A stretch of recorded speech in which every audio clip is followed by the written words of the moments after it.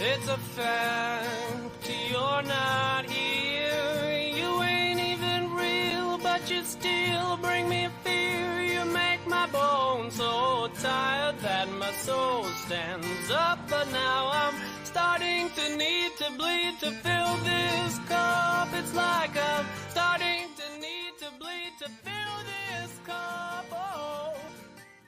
Hi, everybody, and welcome back to The Working Wing, the podcast where most weeks we watch some episodes of The West Wing and break them down from our own unique working leftist perspective. My name is Tim Schultz, and joining me, as always, my dear friend, longtime debate partner, and a man who's going to wear his Star Trek badge anywhere the fuck he wants, Killian Collins is here. Thank you, Tim. And speaking this, I won't wear my my Picard jacket. I just realized I'm wearing a Star Wars short to talk about the Star Trek episode, but I guess I'm just being ironic. Yeah, a strange use of that. But anyway, yes, starting off, we have 2 episodes where we skipped the 2 in between it. We skipped Holy Night, and I don't know what the other one was. It was yeah, I don't remember either. Other one beside Arctic. Anyway, we skipped to Arctic Radar to go to start this one off, and it starts off with CJ waiting for the president's motorcade and tells the president some officer, some pilot, has been arrested for sleeping with a subordinate, and not because it was sleeping with a subordinate. It wasn't because she was sleeping with a subordinate. It was because she was ordered not to sleep with them. And right. Anyways. I was getting to that. I was getting to that, where it was that type of thing. And it was because she refused an order, basically. Yes. Yeah. That type of thing. And it's going to be a big political issue over like the women's constituency of voters, which I am going to just like nip this in the butt right now, because I was always questioning, like, how does this have to do anything with anything? Well, why would women's constituent voters like be like so inclined to be against this? Because I would think that this wouldn't be as much like of an issue. It's like one person being punished for like something that right. Yeah, exactly. And also in timeline, this is what, the fucking like January after a presidential election. Right. So there's nothing to vote on. Right. Like 2 years anyways. Like, you're sitting pretty. You're now a lame duck president. Like, yeah. Like you don't got to answer to shit now. Like, you don't got to worry about that shit now. Which, to be fair, Bartlett kind of brings up himself at the episode's conclusion. I would think he would. I would hope that he would. We then get a small cabinet meeting where basically it's Bartlett jumping in with some jokes, saying that, yeah, we brought in new jobs, increased home ownership, made some new trade deals, and we negotiated a lot of unget-outable debt of these student loans here. Yes. Not bad for some bureaucratic work. And it's like, yeah, okay, like chaining the next generation. Good job, Bartlett. Like, good for you. Yes. Well, actually, one thing they do mention, and I think they mentioned this thing several times because I think it's interesting. They mentioned the highest rate of homeownership in American history. And I think by this point, free trade had kind of started to show itself for the fucked up trend that it was. Where it's then people but the thing neoliberals were still hanging their hat on at this point was home ownership. More people own a home in America now than they ever have before. But that was solely propped up on the unsustainable like bad debt that was being passed around in the housing market that would lead directly into the 2008 collapse. Yeah. And today's hellish housing market where it's especially just brutal out there, and people are just kind of looking at you just like, hey, well, just if you put 5% aside, you might be able to buy a house by the time you're 85. Right. No, exactly. Like an entire generation, our generation, just totally locked out of home ownership. Yeah. With the boomers like laughing, sitting pretty, going, hey, you want to know how much this house is worth? Yes. You want to know how much I pay? It's like a weird kink that they have with like telling the younger generation like how well they're doing with that. Like, yeah.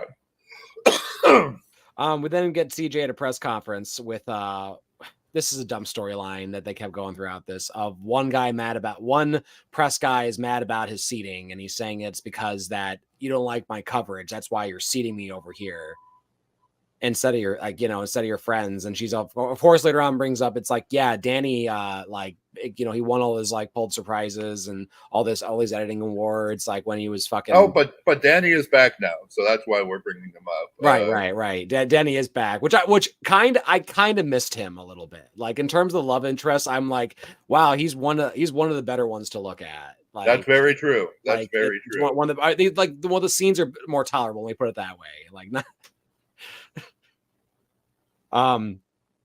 We then get Sam about to head to California to, fulfill his, his foot and mouth debt of saying he was gonna place this guy with Will. I'm sorry, what's his name again? Will Bailey. Yeah. Yeah. Will Bailey, kind of taunting him about to go on vacation. Toby then Toby gives him, what does Toby give him? Toby just tells him like, relax, we got it. Like the whole, don't worry. Right. Yeah. There's like, yeah.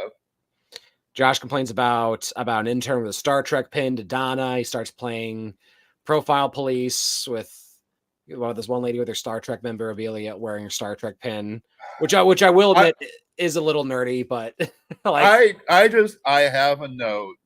Oh God, it's the Star Trek episode. Which happy year of the Gabriel Bell riots, Tim. Yes. Supposedly it's going to be around August 30th. That's apparently when Cisco gets back with Dr. Bashir. They get transported back to August 30th, 2024. So let's go. We'll see how that shit show goes, guys. I will note that in that timeline, we've already had the eugenics war by that point, and we seem to have missed. We seem to have missed that. Yeah. So, still, guys, there's still time for Irish unification this year. Don't worry. Also predicted. They were ballsy about throwing around predictions. Oh God, dude, they were just they didn't care. Like they just we'll laugh. They didn't think like 2024. That's not a real number. Come on now. Like come on, they're not gonna live. They're gonna blow themselves up by that time. Tells Donna to take care of it. Asks Josh to ask Lieutenant Reese or Commander Reese if he likes her. Worst guy to ask about this ever, Donna, because it's your fucking boss. It's your creepy boss who definitely has a thing for you. And yeah. I'm not gonna lie, I skipped through a lot of the scenes. This episode is a little. Yeah, Amy wants to excuse the military person who disobeyed orders because women's constituents, but that like we were saying, Tim, it's like, why does this matter? Like, you just won an election. It's a lame duck president. Like, it's not like women altogether would just be like, you're not standing up for us if this thing is thrown out the window. It's like, yeah, but of course she says no. She's a special person. She's a special person. Josh, I talked to her. And you won't get poontang if, you don't actually try on this at all. So, which really seems to be the real, that does seem to be the real underlying impetus for the men in this show to care about this issue. Yeah. Not the political fallout, but like being beleaguered by their partners. Don't worry, Stephanie. Don't worry, Stephanie. I got this. That woman there, she's one of the first pilots to actually pilot this F-16 thing that we doesn't test it. She was the first woman to actually fly that. It's like, well, what does that matter, dude? Like, how is she a revolutionary in that sense? Like, how is she breaking through the barrier for women like that, man? Like, anyway, Sam runs into Will living the good life, jumping on vacation, going to Atlantic City, apparently, which I was thinking was like, actually, wow. At the start of this episode, his destination is Greece, I think. Oh, she is going to Greece? Oh, damn, dude. Yeah, get the fuck out of here, dude. What are you doing? Go to Greece while it's nice. Like, yeah. Offers him a speechwriting gig for the president, and he cancels his fucking Greek vacation for that, which immediately. Yeah. CJ goes is with the press and gets pissy with the aggro reporter. Josh talks to a Trekkie about the pin. She berates him lightly and says, well, this is about like, this show's about like honor and like loyalty and like, civility for mankind, but you wouldn't know anything about that, would you? To which I would say, yes, Josh doesn't know anything about that. Josh is like in there busting heads like he's a soprano, like going there to intimidate people and bribe senators, like no fucking problem. But then make the big moral show about it, about like, well, no, the GOP, like they want to they want to absolutely privatize Social Security and they want to cut all foreign aid, and we're actually fighting for the right things. And it's like, well, Josh, when you're also using their tactics, it's a little hard to justify what really good you're fighting for when you're doing the same thing and making the same deals with the devil. Anyway, Toby meets with speech strap. Yeah, Toby is like is a pyro this episode, and he keeps burning all the speech straps like all the time. He's always like playing with his lighter, and it's like, yeah, Richard Schiff was probably wondering like, oh, I guess we'll just play this whole aggro thing. And it's kind of funny because Will Bailey comes in and is like, okay, so I'm kind of here to like play relief for you, man. And he sees like Toby like setting shit on fire in his office, and he's like throwing his bins, like throwing his like burning paper in his trash bin and like putting it out with extinguishers, and sees him just kind of losing his mind, to which Toby is also acting insane by saying, no, we don't need you, I appreciate you, we need a good mind though, like you need to audition for me, pretty much. Which is right. Like yeah, it's these two guys just kind of having a big old like dick waving competition with each other. To which the other guy's like, well, Bailey's like, I'm pretty smart. I don't know. I mean, I did pull off this ridiculous upset. Like, I don't know, like how you think I didn't communicate with people or do this. Like, you think I'm just like a schmuck or something. But he goes along with it. He follows along with him.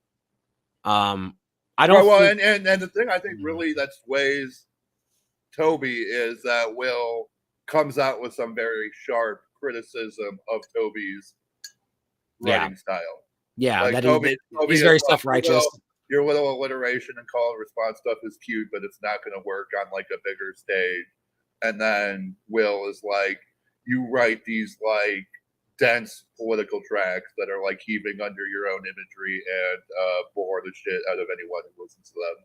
Yeah, I would actually probably agree with Bailey's perception of that. Is that I agree. It sounds like Toby's is a little hits away from the heart, but I can understand that, you want to attack the, I guess, Will Bailey's little folksiness of using alliteration.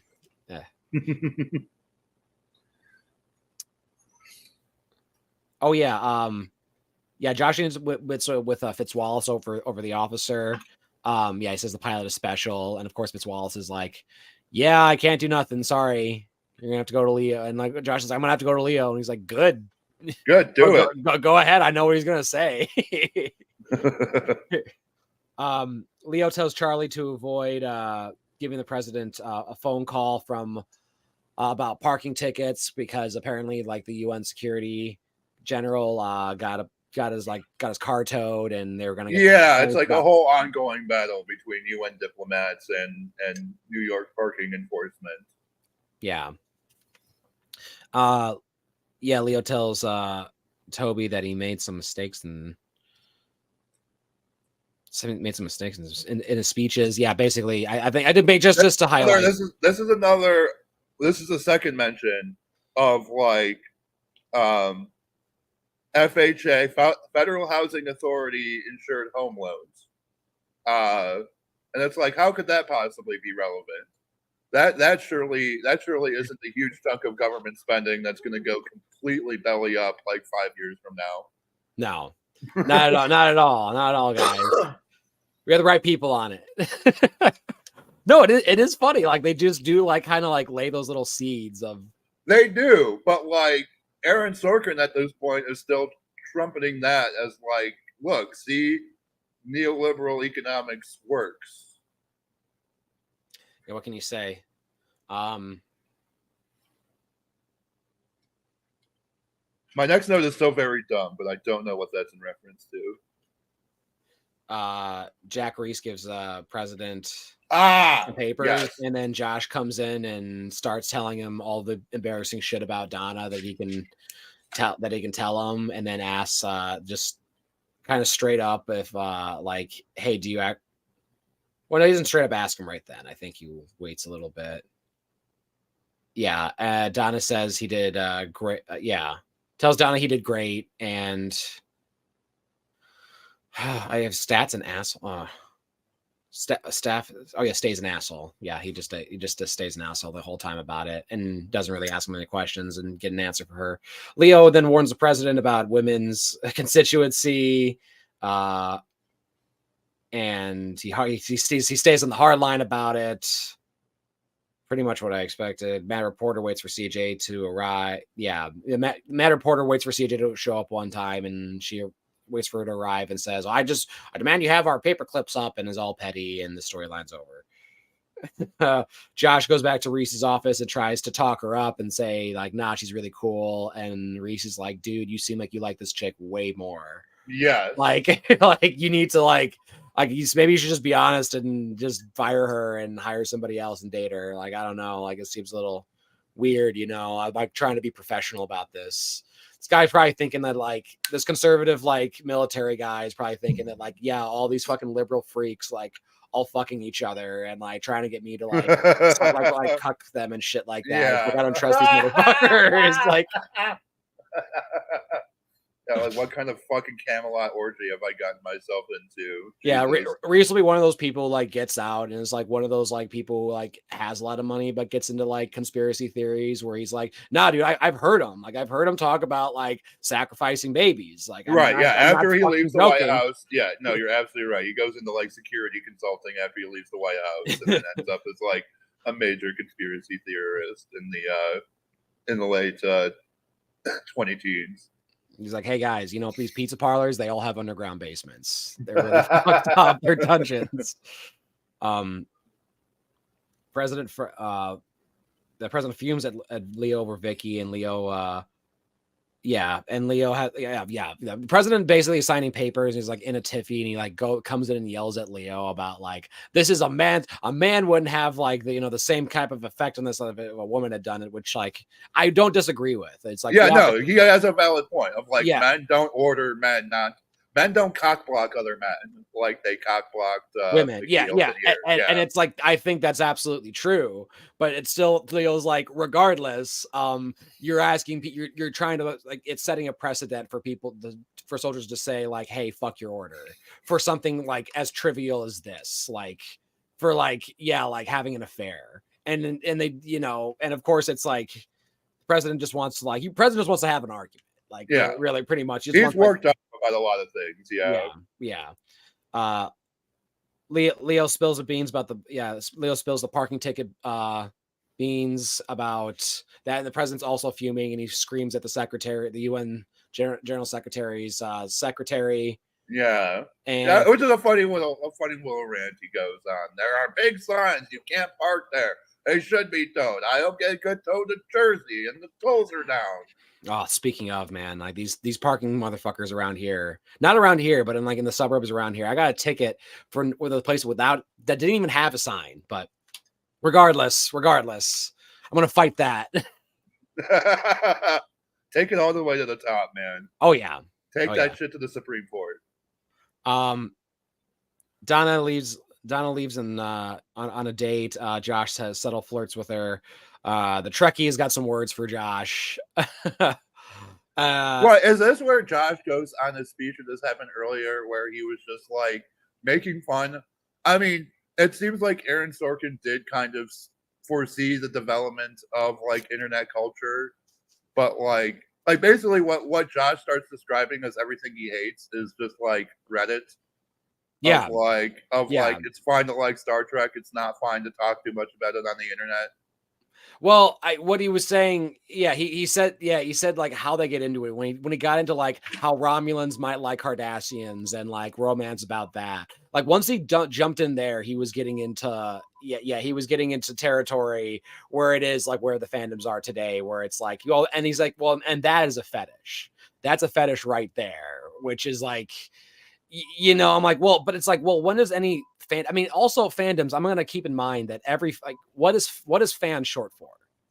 Fanatic, right? Of course, right. Like it's like, of course, and it's like there's a whole culture built around these things now, where it's just like you can kind of like almost build almost build a lifestyle around these things. Right. And well, like, I think there's an element of like Sorkin is very sneering and dismissive of people who like talk a lot about Star Trek Online. Yeah. But like if it was someone doing the exact same amount of talking but about baseball or football, would Sorkin still want to like reach through my television screen and give me a wedgie for it? Right. Or just or, like right or anything or really anything else, like this whole show, like we kind of deserve this whole show like yeah like this whole show is like wedgie material pretty much. He posits a world in which people are like fans of the assistant, the deputy White House chief of staff. That's nerd shit right there. Right. Like they cast pretty girls to say this, as opposed to like, you know, socially awkward boys, which are pretty much the people like who do these. I canvass for Bernie Sanders. I know the type of people who are out here doing this shit. Majority of them, young, socially awkward men. Just sorry, it's a lot of politics out there. It's just like, I don't know. Yeah. Sorry, like it's just a lot of it's that. It's like who's just interested in it right now. Just I don't know what to say. Like sucks. But either way, yes, he called Star Trek a fetish, which immediately I thought of I was thinking of furries when I thought of like an image during some Starbucks protest where I saw a person in like they were in like a full like furry mascot costume, and like my head was like, oh no, that's their furry costume. Like, oh yeah, that's their furry for sure. And people were like, that's not sexual at all. And I'm like, well, like, yeah, dude, it's like, no, there's no way it's not. Like, are you kidding me? And they're just like, no, that's where your mind's going with it. And I'm like, but like, I'm not naive though. It's like, it's just kind of like, where'd they get that? And why is that the star? Why is it the mascot? Like, I mean, like, that's the thing. Like, who approved this mascot? It's a furry suit. Like, you could see it. Like, like, I don't know. It's just, but you know, you tell grown adults that like that type of thing is bad, which I will admit this Trekkie person was like way more adaptive because all Josh really said is you can't do this at work, which is like, you know, I still think it's shitty. I used to have a little pride pin in my hat at Whole Foods, and they made me take that out, even though they gave it to me. They gave it to me like 2 years prior, and then Amazon took over, and they're like, "Yeah, we don't want anyone wearing BLM stuff, so we're gonna get rid." Which is weird because, like, at the FC I work at, like, they paint a rainbow on the floor at like both entrances for Pride Month. They have like, you know, BLM and like Black History stuff out for. They'll be putting it out in a couple weeks here for Black History. That's corporate expression. Like your individual expression is they don't want that to cause any problems. But like, but that's the whole thing. All that stuff to me is like at this point it's imagery. It's just like they're not really doing anything for any of this. Like no, yeah, they are. Like like it's really just symbolic. Like. To not mean nothing, but anyway, moving on. You said you can wear your stuff on a Star Trek holiday, which I thought April 30th, 2024. That's that's a Star Trek holiday for you right there, or like the day of first contact. I'm not sure when that date was, but me and my roommate were talking about this. I think first contact is coming in sometime in the mid 2040s. Oh wow! Well, World War III is coming in the 30s. I think we can agree on that. And then first contact happens about a decade later. Well, you know, there is like a crazy Trotskyist group that like believes in the first contact stuff of Star Trek, and they try to like provoke the end of the world. They try to provoke like the World War with that type of thing. Like they are true accelerationists, and they're kind of nuts. But like, yeah, well, I mean, Trot's gonna trot, bro. I mean, like, what are you gonna say? Like, what can you do? Then Toby reads Will's speech and is impressed and gives him an internship and pays him no money for it, to which Will Bailey foolishly accepts and is written into the show with his former girlfriend and stepsister. No, what? Yes. Ugh, yes. It's very weird. She comes back. She comes back later on. She's here. She's part of it. Because I saw her again, and I'm just like, oh yeah, like that's his like love interest / sister. So, like, Will Bailey was written to replace Sam Seaborn, who was Yeah. leaving the show. Oh, he leaves the show? Yes. Here? Spoiler Oh, wow. alert, but, like, yes. Wow. This was Okay. kind of Sam's exit as, like, yeah, this was kind of where the change happens, where Sam leaves the White House and Will Bailey comes into the White House. And looking back on that, you can see kind of how that was set up from the beginning, from the first time those two met in the debate episodes. And it's actually it's interesting because this show was originally pitched as a Rob Lowe vehicle. I can see that. This is going to be Rob Lowe's show about working in the White House. The first thing you see him, he wakes up in bed with a working girl. Like he is the center of the pilot for sure. And then the network loved Martin Sheen so much they said they would only greenlight the rest of the show if Martin Sheen was brought on as the main character. And that dynamic, it seemed like from everything I've heard, it was a very strained dynamic. And it also kind of recontextualizes a lot of the storylines Sam Seaborn has had over the course of the show. Yeah. Like the throwaway love interest and stuff, the desperate attempts to try to keep Rob Lowe relevant on this show. Yeah, the Sam and Josh bromances parts, like all that stuff that didn't stick.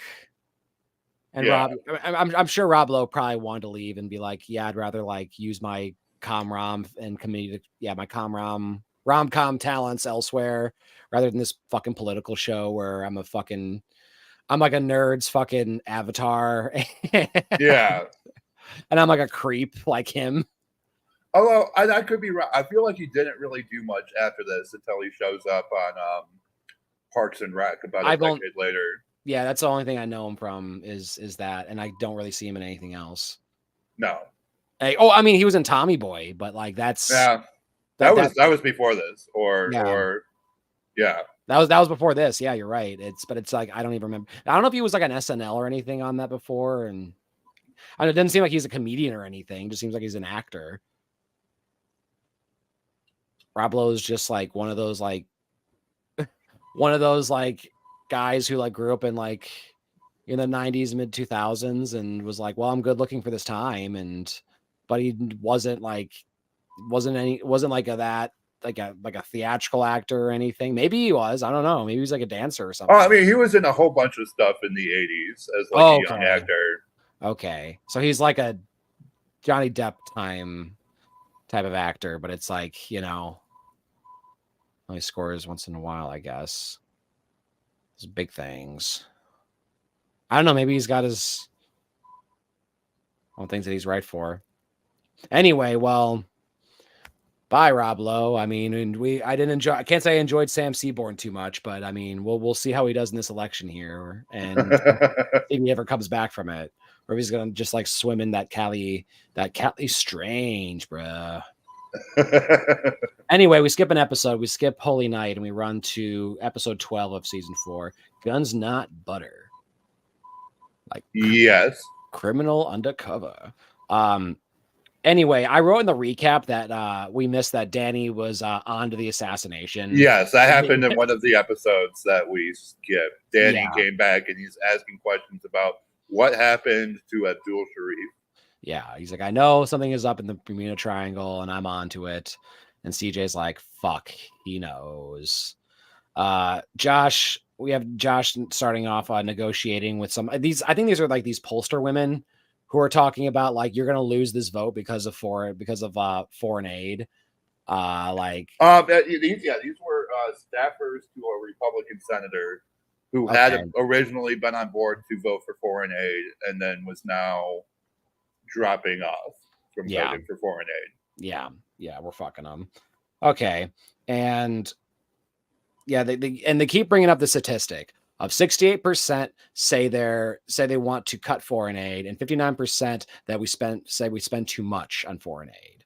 Or no, it's the other way around. 68% say we spend spend too much. 59% want to cut it. Yes. So there's 9% that say you spend too much and you don't want to cut it. Yes. But it's like, yeah, no. And it's of course, Josh is like astounded by this contradiction, but it's also like, well, Josh, I mean, you have to understand that this is like a question. These are like contradictory like polls, probably. Like this is like the same type of question asked different ways to different people. Yeah. But like it's also like he's like these people are just dumb. It's their fault for not understanding what it is. But yeah, they're one vote down 4-8, and this is like Josh running for an episode. That's his storyline for this episode. President shaking hands with the public outside his motorcade, which I don't know why they would do this, considering he got shot, in this, but like in the last, during that was ages ago. That was his last term, I guess. He's a lame duck now. No one's gonna shoot him at this point. We know security's through the roof. We see Donna later on, and there's cops all over this airport. Come on. Charlie accepts a blue envelope from a stranger in the crowd, and he takes it. She says, "Hand this to the president," and he's like, "You can just have him sign it." She's like, "No, he needs to see this." And I thought anthrax. Like, like I thought, like, yeah, there's no way they would just be like, "Nah, dude, I'm gonna." The president's gonna read this letter. Don't you worry, lady. Josh tells CJ about the 4-8 poll, or about the 4-8 debacle, threatening to resign if he threatens to resign if he loses the vote. Yes. Before that, don't we also get a tease that Charlie and Zoe have like broken up? That might have happened in one of the episodes. Oh yeah, I feel like it didn't. I feel like it just kind of comes out of nowhere. I'm gonna choose to believe that it just comes out of nowhere, and now Zoe. Yeah, you're talking about like the foreign guy behind him. I thought he was German, but later on, the president's like he's French. He's a French prince or whatever the fuck. Yes. Yeah, he just sounded like a know-it-all German to me, but like I don't know. But yeah, like apparently she's got like a new boyfriend that she's like tramping around. And Charlie's feels a little jelly. Bill asks for notes from Josh. They keep bringing up Georgia. They're like, yeah, but no, like, Georgia's gonna like, this isn't gonna do well in Georgia. It's like, we're gonna get these like votes in Georgia, but it's like, I'm just thinking like, well, Georgia's Republicans, and like, I'm gonna guess most of their, like, all their senators are Republicans, and they're probably not gonna be on board with your shit anyway. Like, they're probably are gonna be like leaning against it unless it really benefits them anyway. So I don't you would definitely think. Right, sure. but they're acting kind of like it's just like, oh, I mean, it's kind of like Democrats, like or it's kind of like Republicans just being like, guys, it's just like we're not gonna get New Hampshire, guys. We're not gonna get Massachusetts, guys. And it's like, well, yeah, I don't think you're gonna get Massachusetts. Like, there's pretty much no chance of you getting it. Like, really. No. Anyway, Josh is gonna resign. Yeah, anyway. Yeah. Moving on, CJ was the press, and she defends the 4-8 by saying that we've been lowering. It's lower than it's ever been in history. Danny, she asked Danny to plant some leaks for her, and then Danny, of course, is like, "Hey, I know that pilot you gave is fake, so not only a matter of time." Yeah, they're like literally calling every single flight school in the entire United States looking for this guy. Yeah.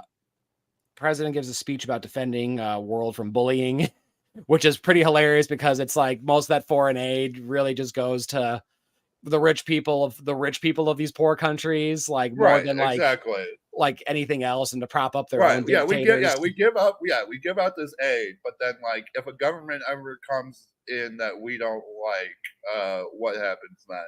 And nothing and we don't have to like them, because when we don't like them, it has nothing to do with human rights, as it has entirely to do with the deals we can make with them, and are they going to play ball with us? Correct. And it's like, and they get people that range from Ukraine, where they'll like that nothing gets done there without us saying so, to Israel, where they say, "No, we're going to do what we want with your money because we know you're going to keep sending it to us." Yeah. Make some very bad deals on our part. Anyway. Zoe's German boyfriend asks about the soldier's letter and says like, so you just throw this on zip. I was thinking he was German. I don't see. I was gonna let this go. I really don't know how you hear German in this accent. I don't know. I that's like how I heard it, I guess. It's like how you just throw this letter away. I don't know, but I guess thinking about it more, I guess it could sound more French, but like Yeah, it's in like the sleepy way he pronounces everything. yeah. The French are very, very sleepy.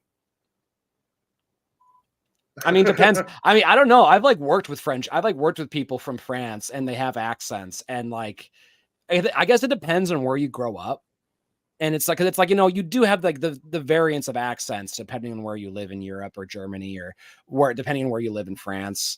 Like, you know, especially like, you know, the places that are borderlands, it's like they have very special variations of German and French that they speak. So it's like, you know, it can vary. That's why it's like, you know, it's so fun to have that, you know, unintelligent, the untraceable European accent to Americans. We're just like, oh yeah, I have no idea how the fuck you're saying this, or they just sound like. Anyway, yeah, this anyway, the you know the Mr. Morality European guy tries to like, you know, downplay Charlie for like, you just throw this on a pile and just throw it away, and Charlie's like, nah, man, I go out there and I get it done. Yeah, and to try to... she sees you walking with Zoe's father. And she thinks you are someone special, but she does not know that you just want his mail.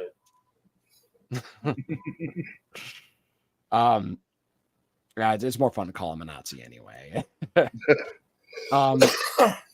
Southern senator. Oh yeah, some Southern senator. I think his name was. You can call him Vici if you still want to call him a Nazi. You can call him Vici. Vici, yeah. So Vici over here. The Southern senator. I think his name was Hobuck. Like they gave him like right. Yeah, this dude just looks like a fucking ghoul, and it's like such a. They make all those Republicans or like any of those conservative Christians. They all come in and they look like they came out of a cave. Like it's such a funny moment in the show because it's like, oh, the hustle and bustle of the presidential procession. And then like Toby turns and just this ghoul like looms out of the shadow. He's like, I've come with a request. I have a vote for you. We're only 115K. Oh, we'll get to that. Yeah, we'll make a deal.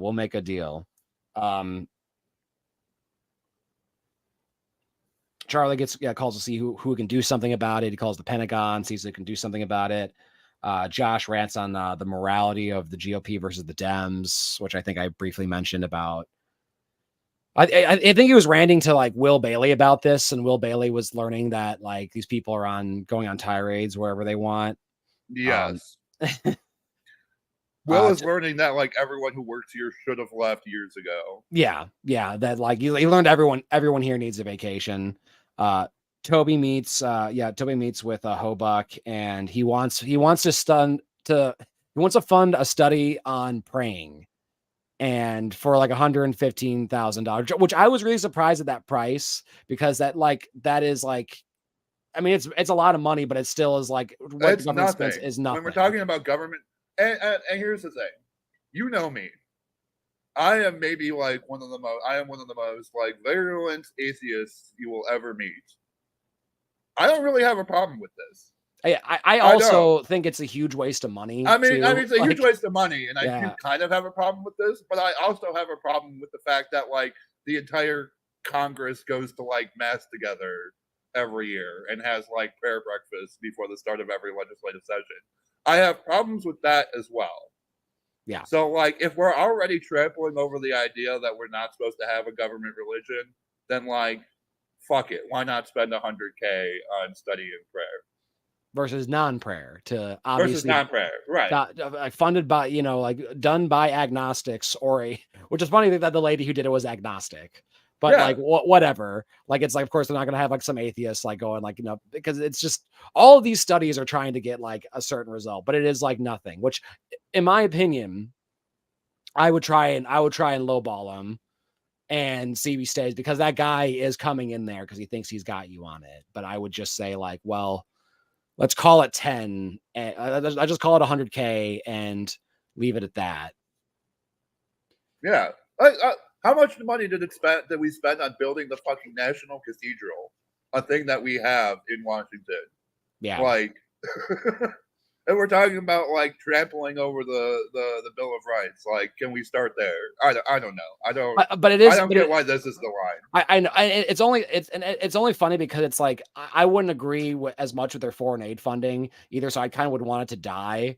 But Yeah, it still is like it's still, even from their perspective of trying to make this deal work, why would you say no to this? Like, it's like, oh, I pretty much have it. And that's pretty much Toby's thinking is that like, oh yeah, no, we have it. Like, it's like this guy wants this. He's asking for pretty much pennies on the dollar. He has his by the gonads and he's only asking for this. I'm just going to kind of play it cool. Donna is at the airport looking for a way to contact Horton. She's like basically trying to harass her aides and trying to stalk her aides and find her wherever she can. And her aides are dodging her. Then she plays an envelope trick to like get info on like where she's going. Tricky. Like a good little spy who's like getting paid minimal. There's a farm animal picture that the president's supposed to have, and he was supposed to be with a cow to like represent all like the agriculture he's representing or something. I don't know. Well, it's an actual program. It's God, what's it fucking called? It's an actual program where like, yeah, you pay money and then they give a cow to like a destitute family overseas. Okay. Well, anyway, they brought a goat instead of a cow, and they're just going to sit in front. Yeah, their photo op is supposed to be with that, and the president is. Well, Leo is like berating CJ on like, well, it's going to be bad press after we lose this vote that we're going to sit in front of a fucking goat. And, the president's going to be sitting up there with it, like looking like an idiot. Yeah. Heifer International. That's the real program. Yep. Oh, good for them to get some press in there. Look at that. Charlie gets the memo from the Pentagon. It's a DOD budget that that basically has that's massive and very dry. That's CC to Leo and the president. Donna stalks the lady in like in a kitchen in Washington D.C. and pops off. It's such a weird scene. Yeah, we're in a totally different show now. Yes. Aaron Sorkin is suddenly just writing a fucking like workplace comedy about working in a DC kitchen or something. Right. Like, right. It's this guy. It's this guy that's like, I'll bop you in the head with a ladle. It's like, what the fuck are you doing, dude? Like really, I'm not in the mood for the hilarious Cook brothers who, hey, this guy, he moves to Washington, D.C. and he doesn't even see anything around you. He doesn't know the world you're living in. He's just sitting here cooking all the time. Like, yeah, Aaron, I guess these cooks have literally no lives outside of their life. It sure ain't the bear, I'll tell you that. Yeah, it sure ain't that.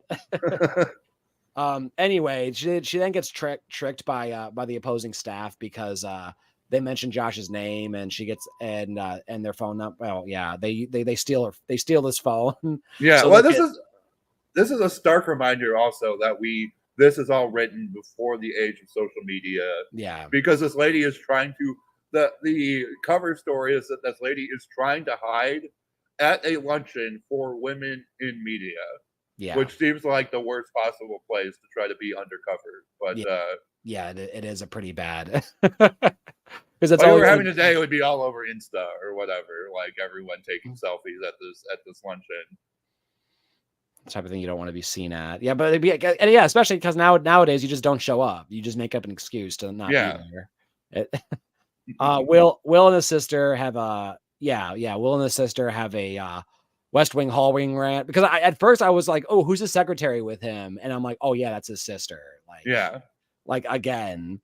And they're what are they arguing about? They're discussing like something about like democracy and like how afraid the people are of that, like how afraid like the ruling government. Yeah, they're talking about like Winston Churchill and all of that stuff. Yeah.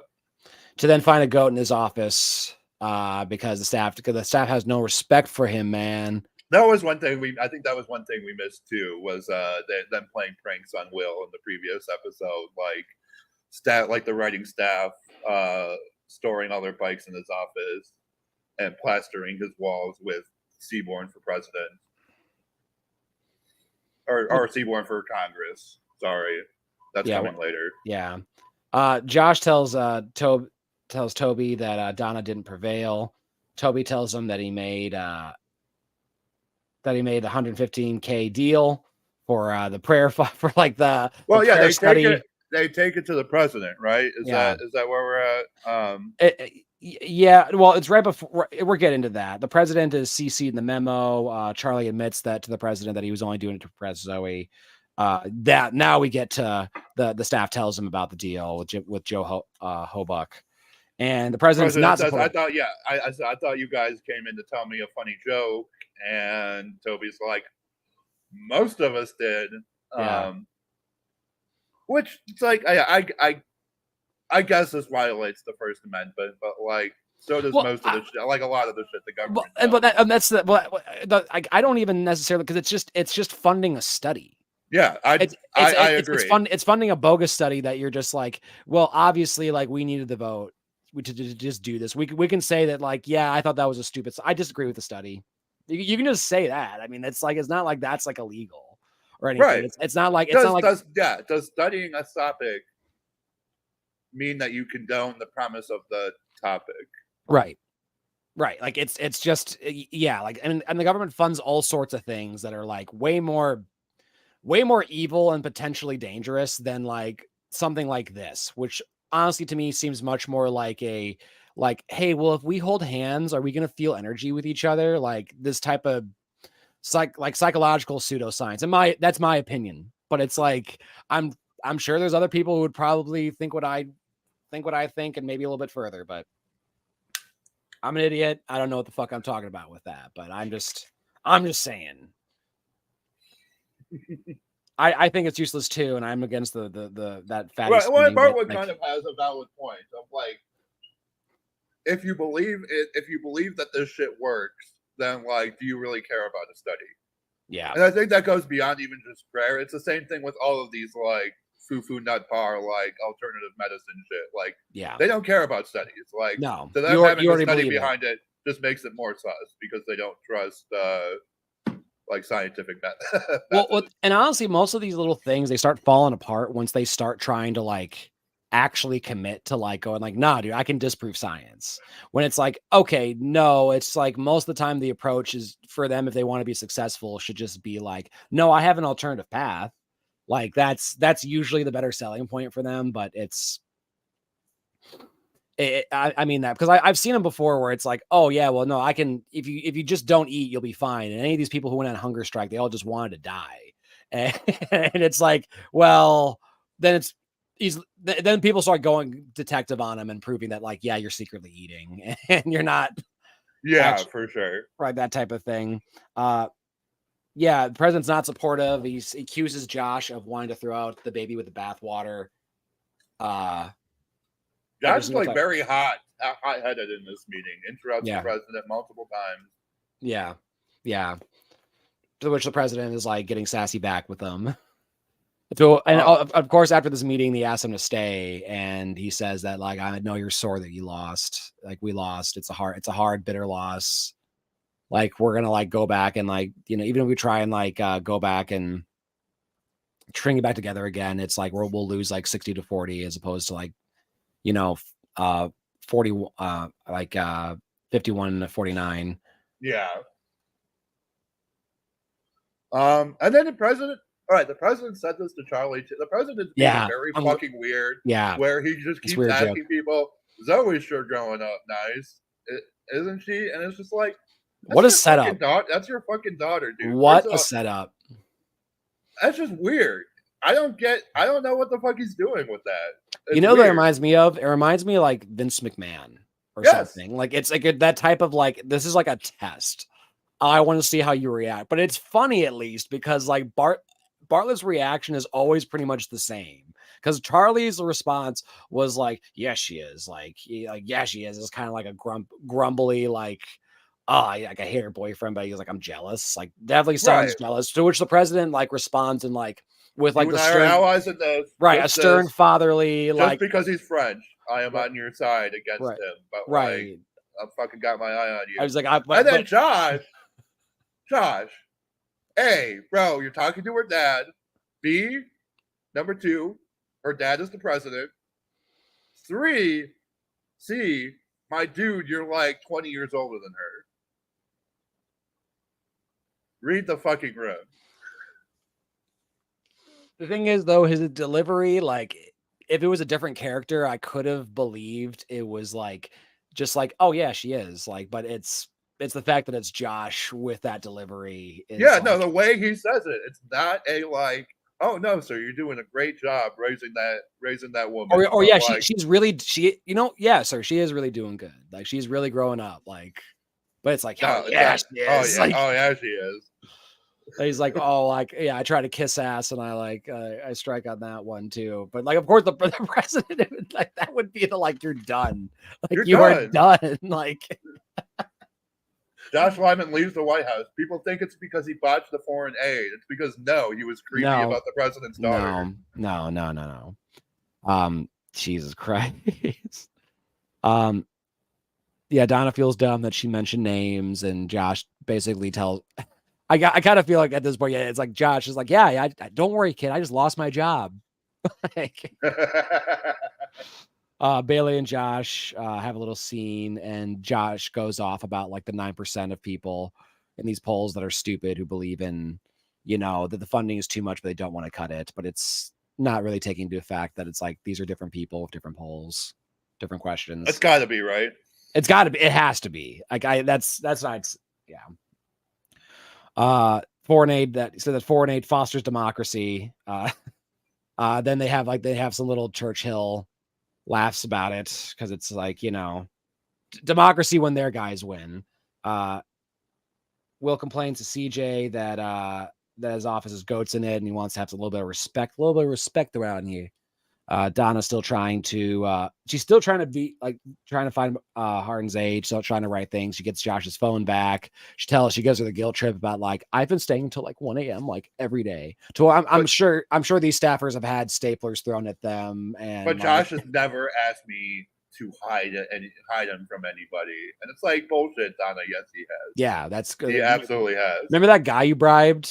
Like that guy you bribed? Hey, remember that time that like you looked at that one woman's number for that house and like him and like Josh and Sam like went there and like they were planning on like, like gang raping this woman and like they just didn't do like for some reason they just like didn't go through. They just like tried to intimidate her politically and it was all fucked up and then they covered that up too. And remember that one time that Toby like did that insider trading? Oh, but that's actually not a crime anymore. That's just like getting 60%. Oh no, that's just business as usual. Just getting 60% return on the market. That's just kind of that's normal, dude. Right.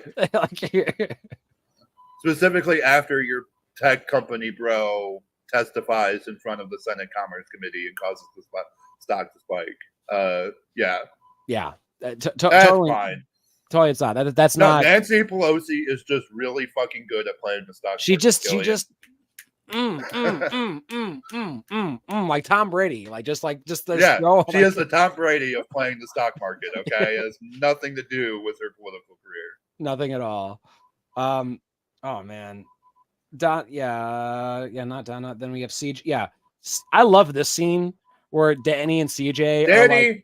Is spitting nothing but hot fucking truth here. Why are Democrats always so bumfuzzled? It's honestly one of my favorite lines in the entire show because it's Danny asking the question I have been asking myself for, I don't know, fucking like 22 years now. Why are Democrats so fucking bad at politics? That's a good question, Tim. I have come to a different conclusion than Danny. Me too. I think you have. It's not that they're bumfuzzled. It's that getting their ass kicked and not accomplishing anything is the entire point of democratic politics. To be the masochists? Yeah. Yeah. I mean, to collect our money and then not do anything with it except to enrich themselves and the people who really control this country. Yeah. Meanwhile, while saying do you want the opposition instead? And right, exactly. And while it's like, no, I don't, but I don't want you either. But that's the thing is it's like, well, you guys, I can't really even call you guys opposition. Right. Are you really the ops here? Yeah. It's such a valid question. It kind of just seems like I'm just voting for Diet Coke instead of Coke. Like I'm just going to die a little bit slower and like have it taste shittier. Absolutely. Like as opposed to kill me quicker. To then, I think that Bartlett has a little rallying like morale with a little morale rallying speech to him about like, well, we got our asses kicked, but we're gonna go out there and get our picture taken with this heifer all together, which is the good choice with like shitty like press like that with a shitty picture. Just take it all together. Well, I like it. It's like, don't trust the United States government to help people overseas. Effort International does good work. Like, if you're going to give your money to someone who's going to help people overseas, I think they're pretty good people to do so. I don't know. I haven't looked into Effort International. Maybe they're actually a horrible organization, but it seems like a good program.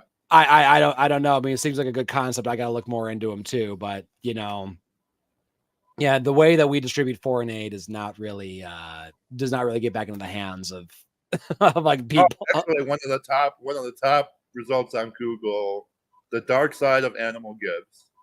Well, I mean, is this PETA talking about that, because they're kind of also insane, but like, yeah, I think it is a thing. Like, they did a lot of work in Japan, and that kind of gave birth to a factory-style dairy industry, massive animals slaughtered, whatever. I mean, we treat animals so badly here too. I mean, it's like, do I really expect things to be better in Japan? No. Like, I mean, in terms of animal cruelty, I mean, I don't know. I'm sorry, animal rights people. I just like. Well, and also it's like Japan is like the 5th richest country on the planet. So, like, are they the ones that need Effort International? I mean, it also says, I mean, like, yeah, who's like a big American ally? Japan. Yeah. Like, so I mean, like, there's a great video, Tim, and there's a commie. His name is Michael Parenti. There's a video he has from the 80s. If you look up Yellow Parenti, you'll find it. And this is like an old piece of communist media. And it's like an hour long lecture he gives like a college, event. And in it, he mentions in there what foreign aid is when the poor people of a rich country give aid to the rich people of a poor country. That's how it works in the United States. Like, that's one of he has a whole bunch of bangers in this little speech here, and I'm sure you'll find things you disagree with in there, but like, that's one of the nice little bangers there that are like really nice. That it's just one of those like, feeling good there. But he cites some good examples in there too. But that's a fun little watch if folks out there haven't heard it before. The third world is not underdeveloped; they are overexploited. Yes. Yeah. Very, very good quote. He's got some bangers in there, man. In terms of a good speech, Michael Parenti, yeah. And I still think he's around, but it's like, yeah. But also, this is from the 80s. He's talking about the Sandinistas and stuff too. It's like, it's from its time. He's making Thatcher jokes about like her being Reagan and drag. Like, it's, like, it's at this point, it's like, yeah, it's like, it's run on 40 years old. So it's like, it's of its, but still, hey, it's relevant. Like, he's spin some good stuff in there. So anyway, that's a fun little thing. And Tim, do you know what episodes we're watching for next week? Next week we are watching, hold on here. We are skipping episode 13, The Long Goodbye, which is like a CJ solo episode where she deals with her sick father and meets a handsome stranger from her past. Oh. We're skipping that episode. It has really nothing for us to talk about. Good Allison Janney showcase, but not relevant to our interest. So, sorry, Allison. Yeah. So the next episodes we will be watching are Inauguration Part 1 and Inauguration : Over There. Episodes 14 and 15 of season 4. Okay. Sounds good. All right. So we are about almost halfway through the season. And Tim, do you have anything to say about the Iowa caucus? Because it really wasn't. I'm actually, the thing I'm surprised by is how little of the vote Trump was able to capture. He got little over 50% of the vote. That's really the only, like, yes, he won. I think that was a foregone conclusion, but I think it's interesting that the margin was so low. I don't think that's a low margin at all. I think he got the way that I would spin that is, yeah, he won more than all of his competitors combined. That's true. That's like, I mean, That's true. Bernie Sanders didn't come out that strong. He won the Iowa caucus, but he didn't win by that much. It was a much more split race too.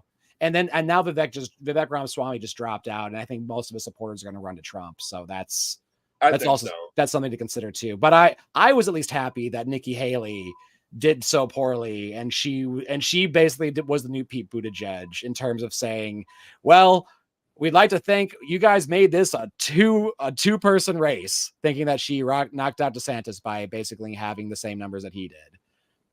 But like, I think there's going to be a concession call at some point in the future where one of them will drop out and unite. But I'm wondering who it'll be. But like, we'll see. Yeah.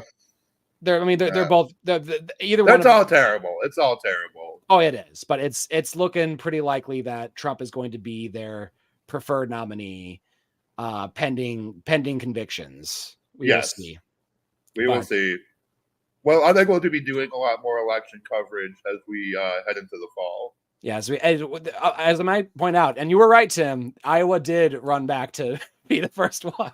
As they always will. Yeah, like, I think it's like literally in the laws of Iowa and New Hampshire, first caucus, first primary. Yeah. So and now there's a whole slap fight between New Hampshire and the DNC over because Biden. I think Biden got a little butthurt that he did not win the New Hampshire primary in 2020, and so he has tried to supplant New Hampshire with South Carolina. But he didn't win Iowa either. Like he didn't win Iowa either. But yeah, like whatever. He didn't really start winning shit until people started conceding. Like until South Carolina, really. Yeah, but that's why South Carolina is now the first primary. Yeah. The most conservative state for, the most liberal party. Yes. Yeah. Great. Yeah. Yeah. Oh, I mean, well, Neolib party. But anyway, folks, until next time, keep on working. Keep on working.